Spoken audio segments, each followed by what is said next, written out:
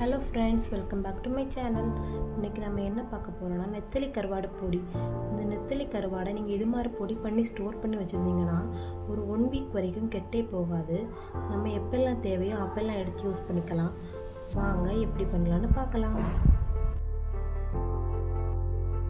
நான் இதுக்கு ஒரு கைப்பிடி அளவுக்கு கருவாடு எடுத்திருக்கேன். இந்த கருவாடெல்லாம் ஃபஸ்ட்டு க்ளீன் பண்ணிக்கலாம். அது எப்படி க்ளீன் பண்ணணும்னா, ஃபஸ்ட்டு ஒரு கத்தியால் கருவாடோட முன்பக்கமும் பின்பக்கமும் க்ளீன் பண்ணணும்.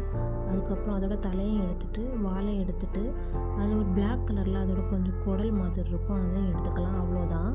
இப்போ நான் இதெல்லாம் க்ளீன் பண்ணிவிட்டு உங்களுக்கு காட்டுறேன்.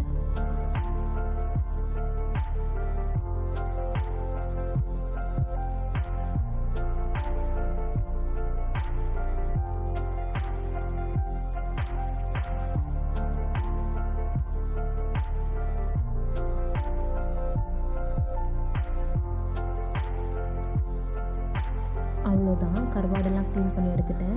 இப்போ அடுத்த ஸ்டெப் என்னென்னு பார்க்கலாம். இப்போ இது ஒரு பேனில் எல்லா கருவாடையும் போட்டு ட்ரை ரோஸ்ட் பண்ணிக்கோங்க. இது ஒரு 5 மினிட்ஸுக்கு இதோட பச்சை வாசனை போகிற அளவுக்கு ட்ரை ரோஸ்ட் பண்ணி எடுத்துக்கோங்க. இந்த நெத்திலி கருவாடு பொடி தேங்காய் போட்டும் பண்ணலாம். ஆனால் நான் இப்போ பண்ண போகிறது தேங்காய் போடாமல் தான் பண்ண போகிறேன்.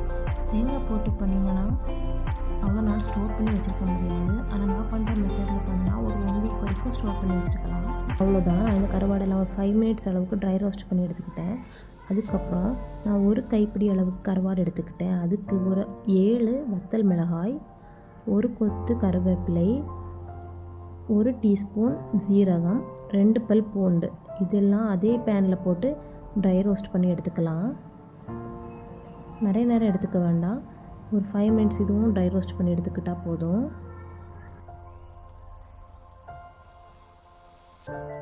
இப்போ நம்ம ட்ரை ரோஸ்ட் பண்ணி எடுத்த வத்தல் மிளகாயை ஒரு மிக்ஸி ஜாரில் ஆட் பண்ணிக்கலாம்.